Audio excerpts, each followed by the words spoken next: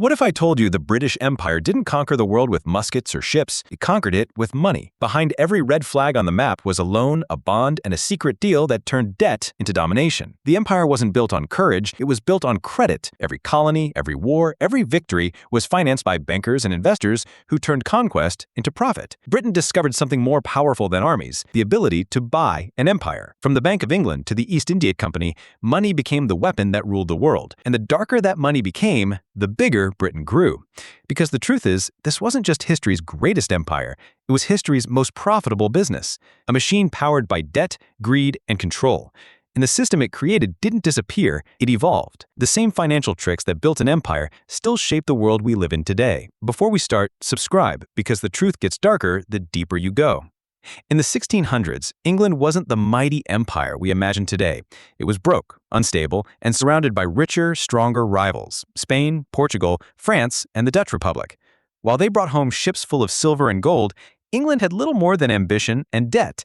But desperation breeds invention, and what England lacked in treasure, it replaced it with something far more powerful: a system of money that could multiply itself. In 1694, the Bank of England was born. It wasn't a vault of gold, it was a vault of promises. For the first time, a government could borrow enormous sums from private investors, not with metal, but with trust. In return, those investors earned interest, profit billed on paper. Wars that once depended on gold could now be fought on credit. That single idea transformed Britain from a small island into a financial superpower. Debt became the engine of empire. Every cannon, every ship, every soldier's pay was financed through bonds and loans traded in London. And those loans didn't just fund wars, they created a new elite, men who didn't fight on battlefields, but in counting houses, turning conflict into profit. Whether Britain won or lost, they always got paid. It was the first time in history that money itself became a weapon, and the people who controlled it would soon control the world.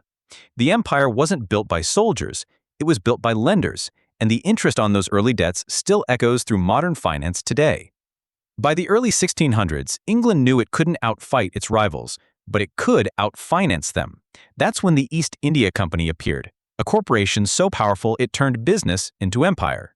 Founded in 1600, it wasn't just a trading company, it was a state disguised as a business. Backed by royal charter and private investors in London, the company raised armies, built forts, signed treaties, and waged wars.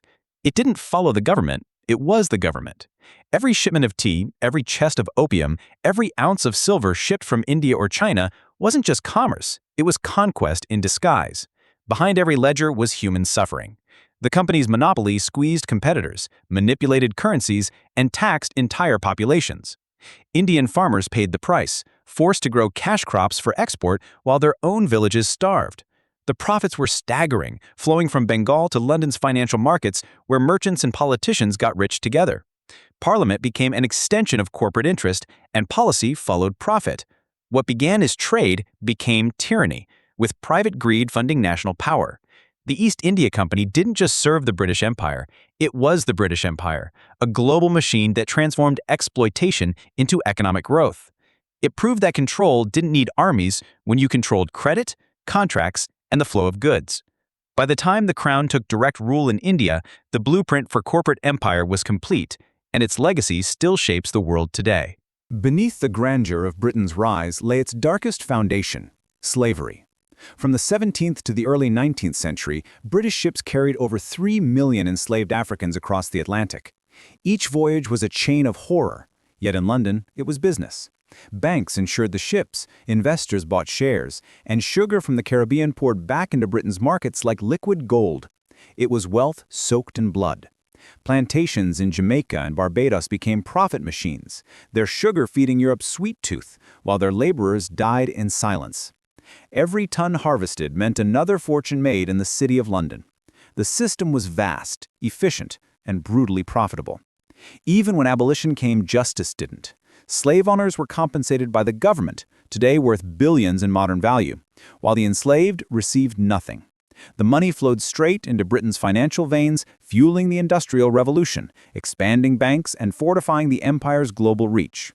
Mansions, railroads, and shipping lines were built on that capital, hidden beneath the polished image of progress. The moral stain was buried under ledgers and balance sheets, and generations grew rich without ever seeing the human cost. Britain's wealth wasn't built by innovation alone, it was engineered through exploitation. Every empire needs fuel. For Britain, that fuel was flesh, sugar, and silence. By the 18th century, Britain had discovered its ultimate weapon: debt. While other empires relied on treasure from colonies, Britain built a system that could manufacture money out of confidence. The creation of the Bank of England in 1694 changed everything. For the first time, the government could borrow from private investors, promising steady interest in exchange for loyalty. Wars became investments. The Napoleonic campaigns, colonial expansions, and global trade routes were all financed through bonds. Every cannon fired, every ship launched was backed by credit. The genius and danger of this system was that it turned empire into a collective business venture. Merchants, nobles, and even small savers bought government debt, meaning the entire nation had a financial stake in conquest. Victory brought profit. Defeat brought taxes. London's markets buzzed with speculation as war itself became an industry. The city transformed into the beating heart of global finance, where trade, debt, and speculation merged into power. Yet behind the numbers was dependence. The empire could no longer function without credit, and that meant the bankers, not the crown, now held the real authority. Britain had discovered how to turn paper into power, but in doing so, it created a machine that could never stop borrowing. The empire's wealth was built on promises, and promises always come due. When Britain took control of India, it didn't just gain a colony, it gained a financial engine. India became the empire's ATM, a source of endless revenue that fueled its global dominance. Taxes extracted from farmers in Bengal and Punjab didn't stay in India. They flowed through the home charges, a system that sent payments back to London for administration, pensions, and debt. Every rupee collected from an Indian laborer was quietly converted into sterling bills, funding railways in Africa, wars in Afghanistan, and luxury in Britain. It was economic alchemy, transforming poverty into profit. Indian peasants starved while British investors thrived. Famines weren't accidents. They were symptoms of a system designed to drain wealth. Between 1765 and 1938, historians estimate Britain extracted the equivalent of over $45 trillion in today's value from India. The so-called civilizing mission was really financial extraction disguised as progress. Even the railroads, often praised as signs of development, were built for export, not for Indians. They moved raw materials out, not prosperity in. The drain of wealth theory, voiced by thinkers like Dadabhai Naoroji, exposed the truth. Britain's prosperity was India's impoverishment. London's glittering banks, stock markets, and industries stood on the shoulders of Indian labor. And perhaps the cruelest irony was that Indians themselves were forced to pay for their own colonization, financing the very military and bureaucracy that ruled them. The empire called it trade. History calls it theft. India wasn't just Britain's jewel. It was its vault, and every gem in that crown came from a pocket already emptied. The Industrial Revolution didn't just transform factories. It rewired the empire's bloodstream. Steam engines, textile mills, and iron foundries turned Britain into the workshop of the world. But they ran on something darker than coal. They ran on credit, colonies, and control. The new industrial elite needed raw materials, cheap labor, and guaranteed markets, and the empire delivered all three.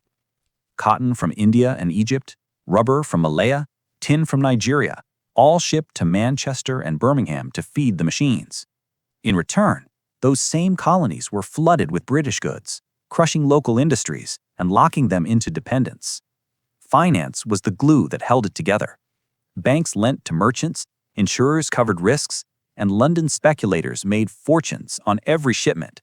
Every gold discovery in Africa or tea cargo from Ceylon triggered frenzies that shook the world. But behind the ticker tape lay tragedy. The more Britain industrialized, the more it extracted, not just resources, but lives. In India, cash crop farming caused famine. In Africa, forced labor filled the mines. Profit soared while humanity sank. By the mid-19th century, London wasn't just a capital. It was the command center of global capitalism, where boardroom decisions sealed the fate of millions. Empire had evolved. It was no longer about borders. It was about flows of goods, debt, and power. Britain had mastered the art of turning suffering into dividends, building a world where profit meant progress, and exploitation meant efficiency. By the late 19th century, the British Empire had perfected its most powerful export, greed. The scramble for Africa wasn't about discovery or destiny, it was about dividends. Beneath the speeches of civilization lay a ruthless race for gold, diamonds, and land. Mining companies floated on the London Stock Exchange promised investors immense returns. Every new colony was really a balance sheet, its people and resources reduced to profit margins. Wars like the Anglo-Zulu and Boer conflicts weren't random, they were financial campaigns to secure mines and trade routes. Behind the soldiers stood bankers underwriting conquest. Across Africa, economies were redesigned to serve British industry.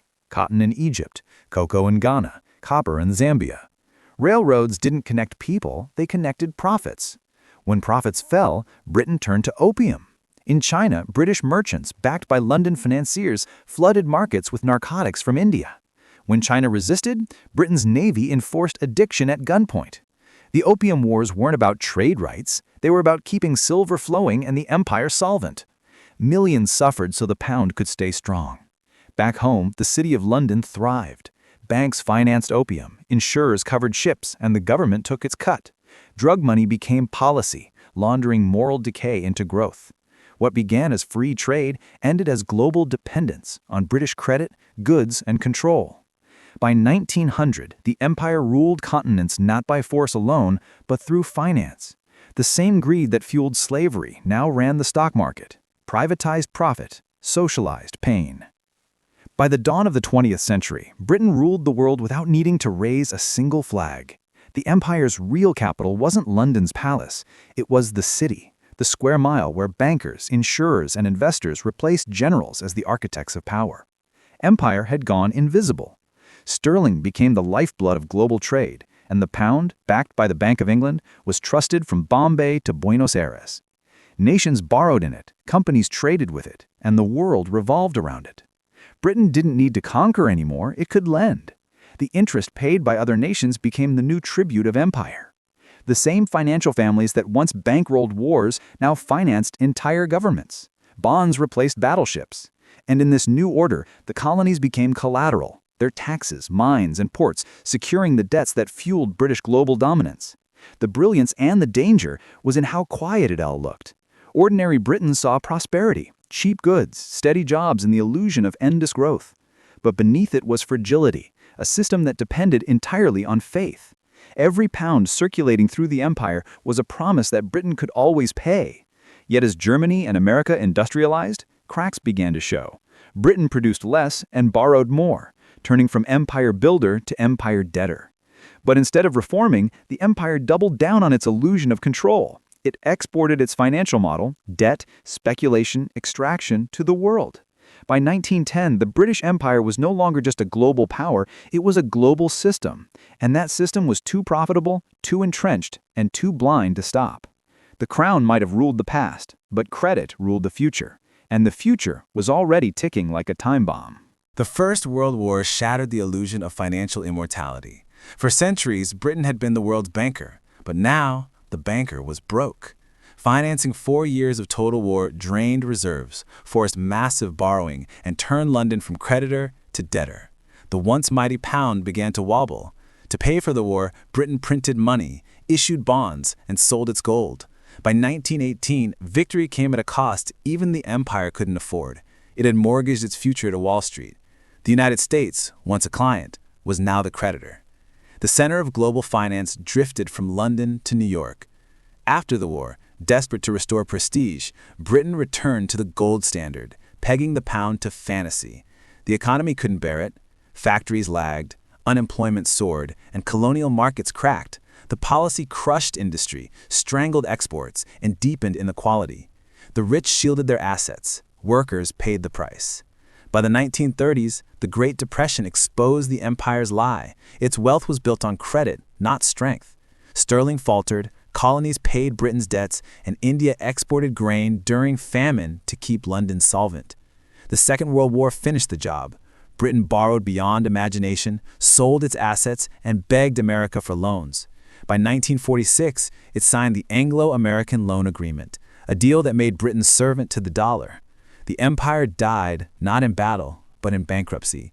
Its crown jewels weren't stolen, they were sold to pay the bills. When the British Empire fell, its shadow didn't vanish, it multiplied. The red lines on the map faded, but the money lines stayed. In the aftermath of World War II, Britain reinvented its empire, not with soldiers or ships, but with banks and secrecy. The City of London became a global sanctuary for wealth with no flag, no morality, and no accountability. As the colonies gained independence, their financial systems were quietly designed to feed back into Britain's orbit. Former territories like the Cayman Islands, Bermuda, and Jersey transformed into tax havens, miniature replicas of empire built to hide capital instead of collect it. Through them, trillions flowed beyond the reach of governments and citizens alike. It was a new kind of conquest, invisible, legal, and untouchable. The same institutions that once financed colonial expansion now financed global corruption, corporate monopolies, and political manipulation. British banks learned that the world no longer needed an empire to send its gold. It would send its money voluntarily, seeking secrecy instead of sovereignty. The city offered both. By the 1970s, this offshore web connected dictators, corporations, and elites in a quiet alliance of convenience. Dark money replaced imperial taxes. Financial opacity replaced rule of law. The brilliance of Britain's new empire was that it required no army, only accountants. The profits from hidden capital exceeded those of colonies once rich in sugar and gold. The empire had been reborn as a network of ledgers. No longer the British Empire, but the financial empire. And while the Union Jack no longer waved over foreign lands, the pound, the law, and the London market continued to rule them invisibly. It was the perfect crime of history, an empire that died on paper but lived forever in profit. The British Empire may have fallen, but its financial ghost still rules the modern world. Every offshore haven, every shell company, every anonymous trust traces its DNA back to London's quiet reinvention of power. Today, half of the world's tax havens operate under British influence, from the Caribbean to the Channel Islands to the Pacific. The City of London, once the nerve center of empire, has become the control room of global finance, where trillions move each day beyond the reach of any democratic oversight. This isn't nostalgia, it's design. The same legal frameworks that once protected colonial monopolies now protect corporate secrecy. The same banks that financed imperial expansion now manage the fortunes of oligarchs, oil tycoons, and political elites. The flags are gone, but the system remains. Money doesn't need armies when it can buy laws, politicians, and narratives. Britain's genius wasn't just in building empire, it was in making empire invisible. And that invisibility is its greatest power. Every time a multinational avoids taxes, every time a dictator hides wealth offshore, every time a corporation manipulates currency through a London desk, the ghost of empire collects its rent. The map may no longer be painted red, but the balance sheets are. The story of the British Empire didn't end with decolonization. It evolved into globalization. What began with cannons and contracts now lives through credit and code. The world still runs on the same foundations Britain built: debt, speculation, and illusion. And the cruel irony? The system that once drained the colonies now drains everyone.